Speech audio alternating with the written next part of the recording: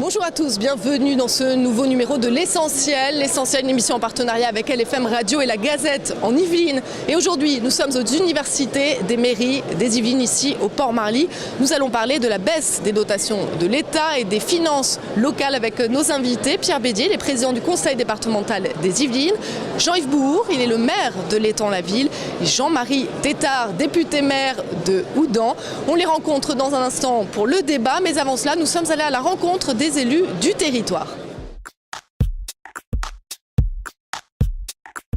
J'ai fait des économies, j'ai été obligée à la région de faire des grosses économies. Certains râlent parce qu'effectivement les budgets, je demande à tous mes partenaires de la région de faire mieux avec moins d'argent. Donc oui, on fait des économies, oui, on demande à tout le monde de faire des économies, mais cet argent, je le réinvestis. Et pourquoi je le réinvestis? Parce que ce serait un drame que la France et les communes notamment ne puissent plus investir parce qu'on leur coupe les budgets. Or, une commune, elle doit payer la cantine, elle doit payer les écoles, elle doit payer la voirie, il y a des tas de choses qu'elle doit payer. Elle ne peut pas ne pas les payer. Donc si elle se met à sacrifier l'investissement, demain c'est la France digitale, la France écologique, la France du 21e siècle qui en pâtira. Donc je suis à fond sur l'aide aux investissements et notamment des communes. Très exactement dans les Yvelines, le chiffre des dotations aux communes était en 2014 de 300 millions d'euros. Aujourd'hui, il est de 205 millions d'euros. C'est-à-dire presque un tiers de diminution. La deuxième des choses, c'est que la Cour des comptes vient de reconnaître que les seuls qui avaient vraiment fait des efforts, c'était pour la moitié les collectivités territoriales, et notamment les communes, la sécurité sociale pour une partie, et l'État pour très peu. Donc les communes et les intercommunalités ont été, j'allais dire, les généreux donateurs, un retour à l'équilibre.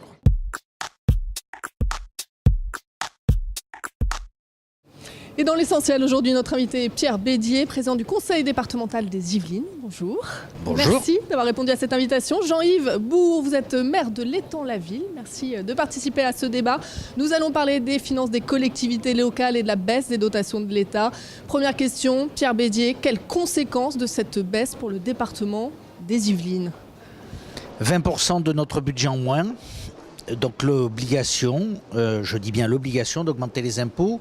Alors je reçois quelques courriers de citoyens yvelinois très agacés qui me disent, surtout lorsqu'ils sont dans le monde de l'entreprise, nous dans l'entreprise on ne peut pas augmenter nos prix. Oui, mais parce que dans l'entreprise, quand on est en cessation de paiement, on peut se mettre en dépôt de bilan. Ce qu'un département ne peut pas faire. Un département, c'est la filiale, je le dis pour ceux qui travaillent dans l'entreprise, pour essayer d'être pédagogique, c'est la filiale d'un grand groupe qui s'appelle l'État. Et cet État fait n'importe quoi, est en faillite, et donc transfère dans la filiale que nous sommes tous ces risques pourris. Et c'est pour ça que nous sommes dans cette situation de grande difficulté. Vous pouvez nous rappeler les dépenses obligatoires, le découpage finalement de ce budget pour le département? Le budget de fonctionnement du département, c'est 1 milliard d'euros de fonctionnement. Sur ce milliard d'euros, il y a environ 600 millions d'euros de dépenses obligatoires. On n'a pas le choix. Le RSA, l'APA, l'aide aux handicapés, etc., etc. Et c'est environ 200 millions d'euros de dépenses de personnel qui sont déjà les plus faibles rapportées à la population de tous les départements de France. Donc on fait des économies sur ce secteur-là déjà depuis très longtemps. Et comme l'État nous prend 200 millions d'euros, sur 1 milliard, moins 600, moins 200, il nous prend les 200 millions d'euros qui restent. Ça fait une augmentation en moyenne, président, de 125 € par foyer. Est-ce que vous n'aviez pas d'autres solutions? Certains, d'autres départements ont réduit l'investissement. Est-ce que ce n'était pas une solution de peut-être pas augmenter autant et de réduire l'investissement du conseil départemental? C'est une solution alternative, c'est de ne rien faire. Mais dans ce cas-là, à quoi sert un département s'il n'est pas capable d'entretenir les collèges, s'il n'est pas capable d'entretenir les routes? Il n'y a pas de luxe là. Or, je pense que cette solidarité territoriale pour les collèges, pour les routes, pour les communes, beaucoup de communes vont pouvoir ne pas augmenter l'impôt parce que le département continue à subventionner les travaux qui sont réalisés dans ces communes. Et c'est au nom de la solidarité territoriale, en particulier dans les communes qui, comme celle de l'Étang-la-Ville, n'ont pas de ressources de fiscalité liées aux entreprises. Vous êtes dans l'optique qui consiste à dire que quoi qu'il arrive, le conseil départemental doit investir sur l'ensemble du territoire. Je crois qu'autrement, il vaut mieux le supprimer. Alors, après, on peut toujours en débattre. Monsieur Valls nous l'avait annoncé. Il nous avait dit dans son discours de politique générale, on va supprimer les départements. Puis quand même, en y réfléchissant un peu, on s'est aperçu que ça servait peut-être à quelque chose. C'est pour ça qu'on les a maintenus. Mais avoir un département qui n'investit pas, à quoi ça sert? À rien. Jean-Yves Bourg, c'est important cet investissement de la part du département, notamment pour les villes. Oui, bien sûr, mais je rebondis sur votre question et l'éclairage qu'apporte Pierre. Mon première remarque, l'augmentation de la fiscalité du département, à partir du moment où dans un département, on vous confie des missions qui ne sont pas financées et on vous pique l'essentiel de vos ressources, à un moment, la variable d'ajustement, c'est aussi l'impôt. J'ajouterai aussi, mon cher Pierre, que le taux du foncier bâti du département était même pas égal à la moitié du taux moyen national. Donc il y avait quand même des marges de manœuvre. Alors effectivement, la surprise, il y a une surprise. Quand on voit cette augmentation, le département part de très très bas. Vous savez, entre l'État et les collectivités locales, ça a toujours été « je t'aime moi non plus ». Et j'ai constaté depuis au moins 1979, avec la mise en place de ce grand concours de l'État que l'on appelle la DGF, et que l'on a établi des pactes de solidarité, des pactes de croissance, etc., etc., l'État n'a pas toujours été très correct à l'endroit des collectivités locales. Pourquoi ? Parce qu'il y a une gestion que nous connaissons qui est assez approximative. Nous savons son endettement, nous savons ses difficultés. Il a toujours promis des choses qu'il ne pouvait pas tenir, et à un moment, il se retourne vers les communes, l'engagement qu'il avait pris, parce que c'était un engagement fort, ne pas oublier que lorsqu'en 79, il nous confie cette fameuse dotation globale de fonctionnement, c'est pour remplacer une fiscalité qu'il nous avait confisquée à la faveur de la généralisation de la TVA. Il y a une histoire dans tout ça, il y a une histoire. Moi j'aime rappeler tout ceci parce que, en fait, il n'y a rien d'étonnant quand on suit l'évolution des finances publiques entre l'État et les collectivités. Quoi qu'il en soit, il y a un pacte entre l'État et les collectivités. Nous-mêmes, nous aurions aimé, puisque le thème c'est bien la baisse des dotations, que l'État au moins respecte sa parole. Ce n'est pas un cadeau qu'on nous fait, c'est un rendu sur des missions que l'on nous confie, qui étaient les leurs, qu'il faut financer. C'est un rendu sur des exonérations fiscales décidées par l'État, et c'est un rendu à l'occasion de la suppression, suite à la suppression d'une fiscalité. Voilà, j'ai peut-être été un peu long, mais vous savez, ça évite après de raconter n'importe quoi. Je voudrais juste réagir sur ce que vous avez dit, Monsieur Bourg, parce qu'on a le sentiment que c'est un jeu de dupes, en fait. L'État baisse globalement sa dette, et en tout cas c'est ce que tous les rapports qui sont sortis ces derniers mois le prouvent, mais en réalité cette dette est payée par le contribuable. C'est pas la dette, c'est ses dépenses, parce que sa dette, hélas, augmente toujours. Oui. Et la dette augmente toujours, absolument. Exactement. Et donc c'est le contribuable qui la paye. Dites-vous. Oui. Le contribuable est le dindon, mais les communes en même temps. Regardez, nous sommes dans une situation où vous avez une dette énorme. Cette année, le projet de budget de l'État, c'est encore 60 milliards au minimum d'impasse budgétaire. Donc ils ne votent même pas un budget en équilibre. Ça va aller sur la dette. Vous avez une dette énorme, vous n'avez pas de croissance, vous avez tous ces éléments, et il y a de plus en plus de chômage. Il y a quand même quelque chose qui ne va pas dans ce beau pays de France. Et moi je crois que nous sommes tous, nous, collectivités locales, départements, communes, nous sommes malades à cause d'un État qui est malade. Il est là le problème.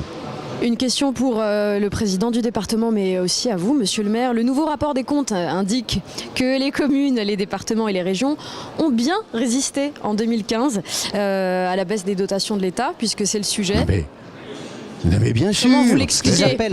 Ce qu'ils appellent résister. Nous avons une différence avec l'État, c'est que nous ne pouvons pas avoir, comme vient de l'évoquer Jean-Yves Bourg, un budget en déficit. Nous sommes tenus à l'équilibre entre nos dépenses et nos recettes.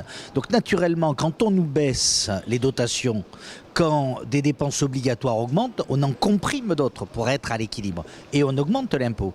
Donc oui, on a résisté parce qu'on est dans cette contrainte, et que cette contrainte nous permet d'ailleurs de mieux gérer que l'État. Les collectivités gèrent mieux que l'État, et l'État, dans ce cas-là, profitant de notre meilleure gestion, nous ponctionne, et ça nous amène dans ce cercle vicieux que dénonçait Jean-Yves Bourg tout à l'heure. Vous avez dû rogner sur quel secteur en termes d'économie ? Dans les communes, je laisse monsieur le maire répondre, oui. Mais je pense que c'est surtout les secteurs. Les communes. Vous parlez de nos économies, de notre maîtrise. Mais écoutez, à partir du moment où les recettes qui viennent encore une fois de l'État, le rendu qui ne nous est pas rendu, j'insiste, parce que c'est quand même une confiscation, ça nous est dû, on ne nous le donne pas. Qu'est-ce qu'on fait ? Et je vous dirai d'ailleurs sur les 20 dernières années ce qui s'est passé très très rapidement. Eh bien, on réduit bien sûr la voilure, on réduit notre politique en direction de telle ou telle structure, on agit aussi un peu sur le levier fiscal parce que tout a un coût, on investit un peu moins mais nous sommes accompagnés par le département qui a une politique nous permettant justement d'investir dans des domaines importants, etc. On trouve les équilibres et vous savez, nous, on est en contact avec la population. Moi, dans ma commune de 5000 habitants, tout le monde me connaît et il n'y a pas de langue de bois. Ils savent très bien que si je fais tel prélèvement, c'est pour faire tel service. Nous sommes dans du concret, du réel, du vrai. Nous sommes dans de l'authentique. Je vais vous donner un petit truc intéressant. Je suis maire depuis un certain nombre d'années, vous le savez. Il y a 20 ans, le produit fiscal, la recette fiscale à l'Étang-la-Ville était légèrement inférieure au concours budgétaire de l'État, la fameuse DGF. Aujourd'hui, j'ai environ 4 millions de fiscalité annuelle. La dotation de l'État, elle tombe à 500 000 €. Regardez le désengagement de l'État. Et il faut faire face. Et c'est pourquoi d'ailleurs, avec toutes ces compétences, nous avons aussi, la Cour des comptes le rappelle, nous avons aussi créé des emplois, embauchés évidemment. À partir du moment où on vous confie des compétences qui étaient exercées par l'État, qui ne le sont plus, il faut bien se doter des moyens de l'exercice des compétences, mais avec une maîtrise que l'État n'a jamais eue. Est-ce que finalement, Pierre Bédi, il ne faudrait pas un choc de simplification, notamment réorganiser le système social en France ? Alors oui. Et un sacré choc, parce que la réalité, je vous parlais de dépôt de bilan tout à l'heure, c'est que la France est en dépôt de bilan potentiel parce qu'elle n'a plus les moyens de supporter le coût des prestations sociales. Et je vais faire une comparaison, je sais bien que comparaison n'est pas raison, mais quand même, en France, la gestion du pays, toutes les fameuses strates administratives dont on nous dit qu'il y en a trop, ça représente en dépenses 25% du produit intérieur brut, de ce que la France produit comme richesse. 25% dans l'OCDE, c'est-à-dire dans les pays comparables, on a une moyenne de 24%. Donc on est un peu au-dessus. 1% au-dessus, c'est pas rien, c'est 20 milliards d'euros, mais ça n'est que 20 milliards d'euros. Si vous prenez les dépenses sociales, elles sont pour l'OCDE de 25% du PIB. Pour nous, Français, 32% du PIB. 7 points, 140 milliards. Pourquoi ? On sait bien qu'on ne peut plus se payer tout ce qu'on se paye en matière, alors ça va être rude, en matière de dépenses de santé, en matière de dépenses de solidarité. La France n'a plus les moyens, la France vit au-dessus de ses moyens et elle le fait par la dette. Jusqu'au moment où l'augmentation des taux d'intérêt, Jean-Yves est bien plus expert que moi sur ces sujets, mais je la vois pointer dans l'année qui vient, en 2017, un point d'augmentation des taux d'intérêt qui sont aujourd'hui à 0. Si on passe de 0 à 1, c'est 20 milliards d'euros qu'il faut trouver. Si on passe de 0 à 2, c'est 40 milliards. Presque la moitié du produit de l'impôt sur le revenu. Exactement. Où va-t-on les trouver ? C'est dramatique. Oui, mais enfin, c'est un discours qu'en général les gens de droite tiennent tout le temps, surtout quand ils ne sont pas au pouvoir, c'est un peu plus facile. Mais quelles sont vos idées ? Qu'est-ce que vous proposez concrètement au-delà des discours quand vous êtes dans l'opposition ? Alors, c'est pas compliqué. Je pense qu'il faut, à partir de 2017, reporter tous les 2 ans d'une année les départs en retraite. Moi, je suis pour la retraite à 67 ans, sauf pour le monde ouvrier, où je pense que la retraite doit être généralisée à 60 ans. Mais ça veut dire pas de régimes spéciaux. Tout le monde à 60 dans le monde ouvrier. Public comme privé ? Tout le monde à 67 ans, public comme privé. C'est ensuite jouer sur l'indemnisation du chômage. On ne peut pas avoir 2 années d'indemnisation du chômage sans décroissance. C'est donc 6 mois à taux plein et c'est ensuite dégressif de 25% tous les 6 mois. C'est dans le secteur de la santé des déremboursements, c'est des fermetures d'hôpitaux, des fermetures de services. Oui, il va falloir y aller à l'âche. Il y a des pays qui l'ont fait. Le pays sur la santé qui a le mieux réagi, c'est le Canada. Je n'ai pas entendu dire que l'espérance de vie avait diminué au Canada. Je n'ai pas entendu dire que les Canadiens fuyaient le Canada. Au contraire, je constate qu'il y a même de plus en plus de Français qui vont au Canada. Donc ça veut quand même dire quelque chose. On peut faire des économies, c'est rude, ça fait pas plaisir. On le voit dans nos communes, on le voit dans nos départements. Quand on fait des économies, oui, nos concitoyens viennent nous engueuler. Le président Larcher aime dire l'élu, le bon échelon de l'élu, c'est la portée d'engueulade. Il a raison, on se fait engueuler, mais on explique et c'est comme ça qu'on avancera. Puis il y a quand même, écoutez, de belles réformes à faire. Regardez les ressources sociales, avec toutes ces prestations qu'il y a dans tous les sens. Vous ne croyez pas qu'on pourrait les regrouper dans une prestation, une ressource un peu unique, modifiant l'assiette, modifiant les coûts de recouvrement, ayant un meilleur suivi de celle-ci? Je ne parle pas du fameux revenu universel pour chaque bipède que l'on évoque ici ou là. Je parle des ressources sociales. Il y a certainement des choses à faire. Et puis si vous voulez, moi, mon dada, c'est que chaque niveau d'administration au niveau de notre beau pays de France applique ce fameux principe de subsidiarité. Ça peut d'ailleurs commencer même en dehors de la France, au niveau de l'Europe, qui quelquefois s'occupe de choses pour lesquelles elle n'est pas autorisée. La France a des missions régaliennes, qu'elle se contente de ces missions régaliennes et qu'elle se réforme, ça sera source d'économie. Et qu'elle laisse les collectivités, les communes avec la clause de compétence générale, le département avec toutes ses missions sociales et d'aménagement et d'équipement, etc. À partir du moment où nous nous concentrons véritablement sur nos missions, premièrement, il n'y a plus de redondance, il n'y a plus de tuilage, il y a de l'économie, il y a de l'énergie qui arrive, et là, je pense qu'on repartira sur un bon pied. Faut pratiquer la vertu budgétaire. Enfin, c'est un discours que vous avez tout le temps en période préélectorale. Non, moi je l'ai pendant, moi je l'entends avant, toujours, après. des candidats de droite quand ils sont dans l'opposition, non, je l'entends toujours. moi, je suis Une fois que vous êtes au pouvoir, vous avez vous raison. ne tenez pas parole. C'est juste ça, la contradiction est là. Vous avez raison, mais nous ne sommes, enfin à moins que ça m'ait échappé pour Jean-Yves Bourg, nous ne sommes candidats ni l'un ni l'autre à l'élection présidentielle. Donc vous nous demandez ce que nous ferions dans une hypothèse très théorique où nous aurions à décider. Voilà ce que sont les pistes. Ce que je pense, c'est que le temps de dire la vérité vraie, est venu. Parce que ça y est, on est dans le mur, on y est. Alors vous avez manifesté devant l'Assemblée nationale avec des élus locaux. On va regarder tout de suite le reportage. On va remercier Jean-Yves Bourg pour sa participation à ce débat. Je vous remercie. À bientôt. Je pense que le dialogue doit se poursuivre. On a plein de choses à se dire. Et on retrouve Merci, juste monsieur après Pierre Bédier avec Jean-Marie Tétard. On regarde le reportage. Manifestation devant l'Assemblée nationale, les présidents de 4 départements de Grande Couronne entourés par des centaines d'élus dénoncent une asphyxie budgétaire de l'État. En s'attaquant au département de France, le gouvernement s'attaque à la France dans toute sa diversité. Pour les élus, le compte n'y est pas entre la hausse des dépenses obligatoires en matière de politique sociale et la baisse des dotations de l'État. Entre 2013 et 2017, les Yvelines ont perdu 90% de leurs dotations, soit 132 millions d'euros par an. Conséquence, le département des Yvelines a dû pour la première fois augmenter sa taxe foncière. 1 milliard d'euros de budget, 800 millions de dépenses obligatoires, incompressibles. Je le dis à vos auditeurs qui m'écrivent en me disant « mais avant d'augmenter les impôts, faites des économies ». Oui, nous faisons des économies, mais sur 800 millions d'euros, on ne peut pas. C'est les dépenses sociales, les dépenses de personnel, et nous sommes en matière de dépenses de personnel le département qui a les plus faibles dépenses de France.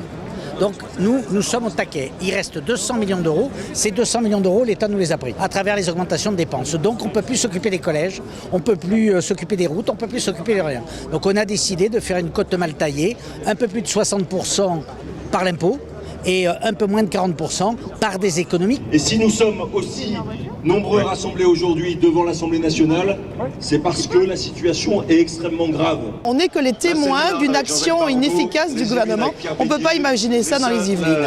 Donc je pense qu'on a quand même à dire tous que, toute origine politique confondue, nous les départements, surtout de l'Île-de-France, on est en grande difficulté pour continuer à apporter de l'aide aux habitants, sachant que les besoins sont énormes. Dans l'assistance, une voix dissonante, celle de Philippe Martin, président socialiste du conseil départemental du Gers. En 2004, on a transféré le RSA, c'est Raffarin qui l'a fait. Vous n'avez rien fait pendant 10 ans. Avec nous. Un désengagement de l'État selon les départements qui aurait une répercussion directe sur le budget des villes. Le département a supprimé totalement son aide aux crèches, aux places en crèche, et pour nous c'est un impact direct sur notre budget communal qui est important. Finalement, les collectivités sont affectées, mais elles ne peuvent pas augmenter les impôts quand le département l'augmente déjà, on ne peut pas, au niveau des intercos et des communes, en rajouter. Donc pour l'instant, on laisse le département résister. Les communes font encore un peu d'économie, mais pour combien de temps, on ne sait pas. Nous avons les plus grandes difficultés à maintenir tous les services dans nos communes, que ce soit pour la petite enfance, pour le périscolaire ou même le scolaire. Et ça, c'est essentiel. Nous avons appris ce matin qu'aucun membre du gouvernement n'était en capacité de recevoir les présidents des départements de France qui sont devant vous. Le gouvernement aujourd'hui aux abonnés absents. Le rendez-vous est pris entre le gouvernement et les élus début octobre au 86e congrès des départements de France à Poitiers. Nous a rejoint donc sur ce plateau Jean-Marie Tétart, député maire de Houdan. Bonjour. Bonjour. On a vu donc ce reportage, cette manifestation à Paris.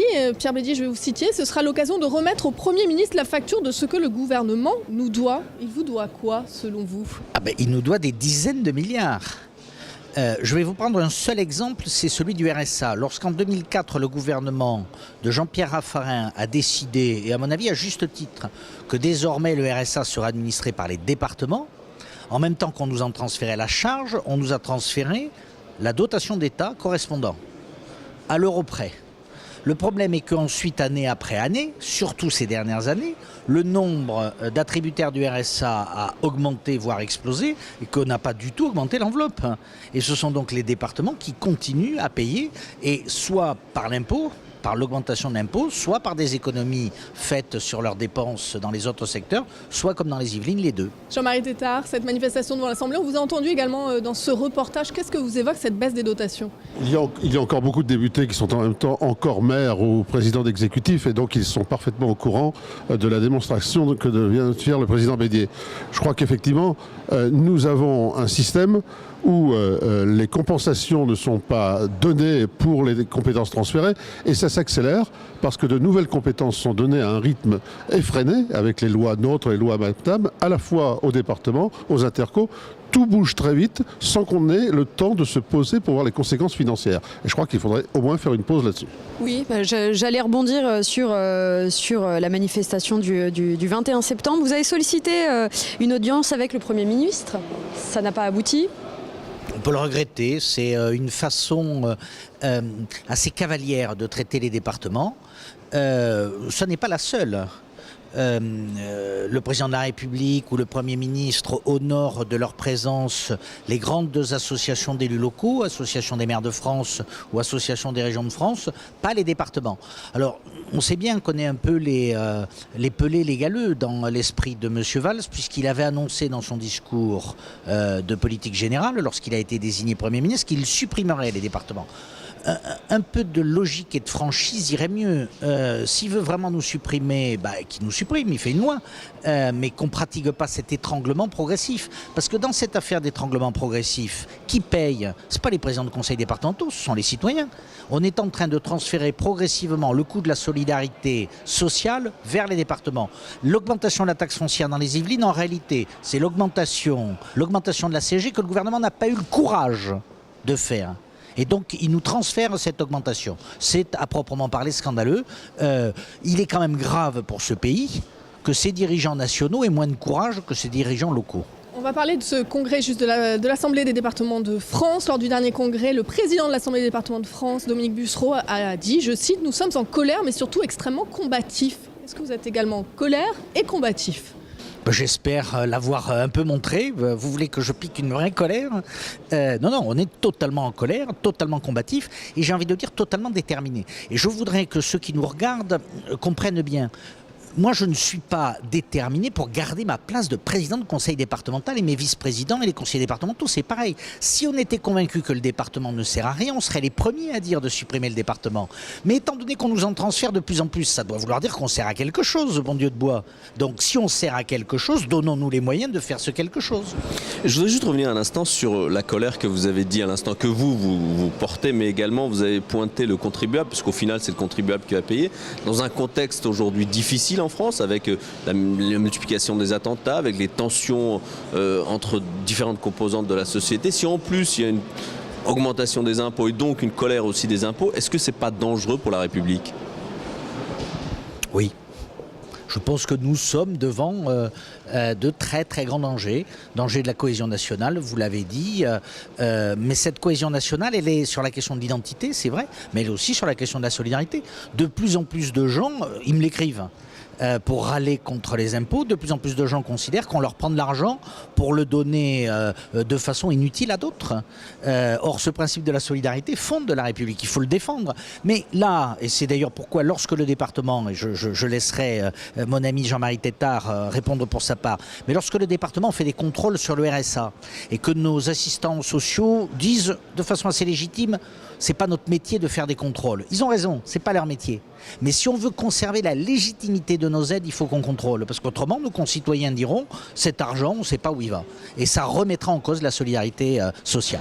Jean-Marie Tétart, le pays oudanais, et notamment Oudan, est cité aujourd'hui sur le plan national en référence en matière de chômage qui est très, très faible. Est-ce que vous sentez aussi cette même colère du citoyen vis-à-vis de l'augmentation des impôts et vis-à-vis des différentes problématiques de notre société ? Alors, moi je suis étonné qu'il n'y ait pas plus de colère chez les habitants face à l'augmentation quand même massive des impôts du département. Ça veut dire que dans le même temps, ils sont en colère mais ils comprennent.